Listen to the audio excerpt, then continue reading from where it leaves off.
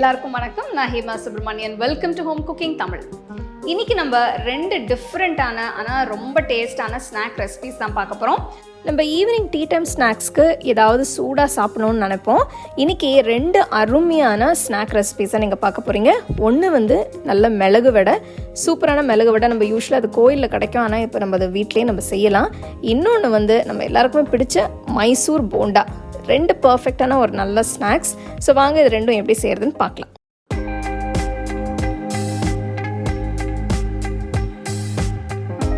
முதல்ல 1 டீஸ்பூன் மிளகு, 1/2 டீஸ்பூன் ஜீரகம் சேர்த்து தட்டி வைக்கணும். இது தனியாக எடுத்து வச்சுக்கோங்க. அடுத்தது 1/2 கப்பு உளுந்து. இதை 1 மணி நேரம் ஊற வச்சு மிக்ஸி ஜாரில் போட்டு தண்ணி இல்லாமல் அரைச்சி வச்சுக்கோங்க.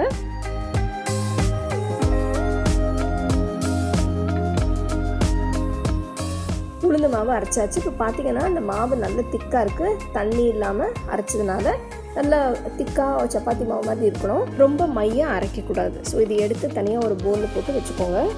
இந்த மாவில் தட்டி வச்ச மிளகும் ஜீரகமும் போட்டு 1/2 டீஸ்பூன் உப்பு போட்டு 2 டீஸ்பூன் அரிசி மாவு இதையும் சேர்த்து நல்ல சப்பாத்தி மாவு பிசையணும்.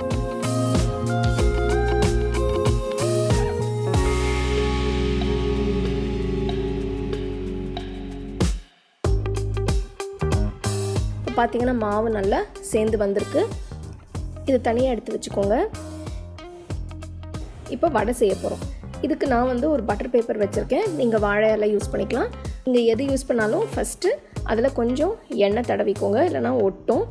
அதுலேயும் எண்ணெய் தடவி கையிலையும் கொஞ்சம் எண்ணெய் தடவினீங்கன்னா வடை தட்டும் போது ஒட்டாமல் வரும்.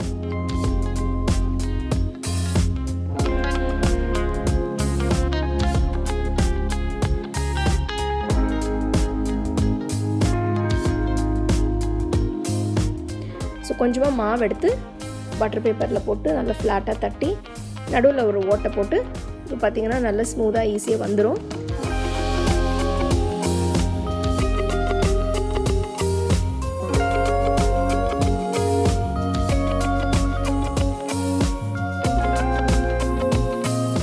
ஒரு பேனில் எண்ணெயை ஊற்றி எண்ணெய் நல்லா சூடான பிறகு இந்த தட்டி வச்ச வடையை மெதுவாக எண்ணெயில் போட்டுக்கோங்க. வடை நல்ல கோல்டன் ப்ரௌன் கலர் வர வரைக்கும் 2 பக்கமும் வறுத்து கோல்டன் ப்ரௌன் கலர் வந்த பிறகு எண்ணெயிலேருந்து எடுத்து தனியாக வச்சுருங்க.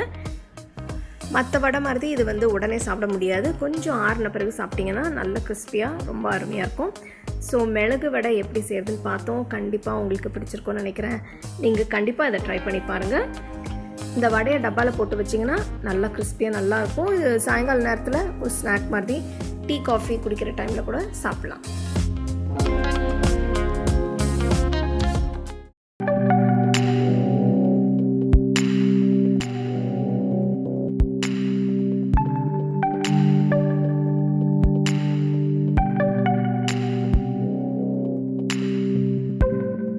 மைசூர் போண்டாக்கு ஒரு பவுலில் 2 கப் மைதா,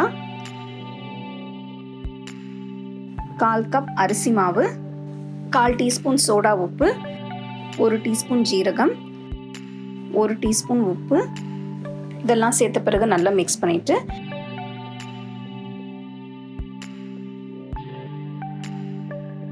இதில் 1/2 கப் தயிர், தேவையான அளவு தண்ணியை ஊற்றி நல்லா மிக்ஸ் பண்ணணும்.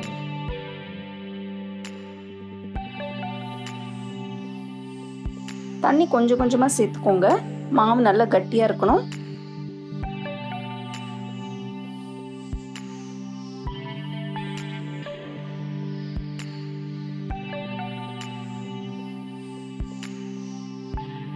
ரொம்ப தண்ணி ஊற்றிட்டிங்கன்னா, ரொம்ப தண்ணியாக இருந்ததுன்னா நீங்கள் கொஞ்சம் மைதா இல்லைனா அரிசி மாவு போட்டு மிக்ஸ் பண்ணிக்கலாம்.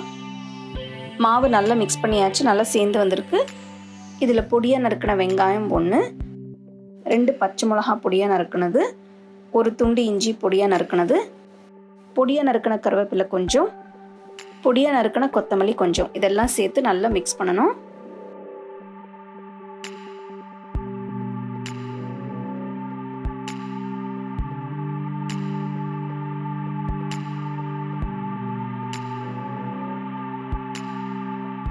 போண்டா மாவு தயாராக இருக்குது. இப்போ ஒரு கடாயில் எண்ணெயை ஊற்றி எண்ணெய் நல்லா சூடான பிறகு கொஞ்சம் கொஞ்சமாக மாவு எடுத்து நீங்கள் போண்டா போட்டுக்கலாம்.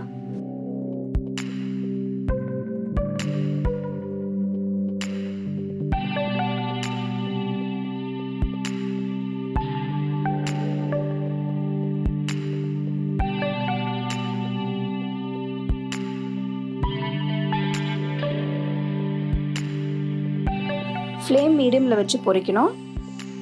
போண்டா நல்ல பொன்னிறம் ஆற வரைக்கும் பொரிச்சு எடுத்துருங்க.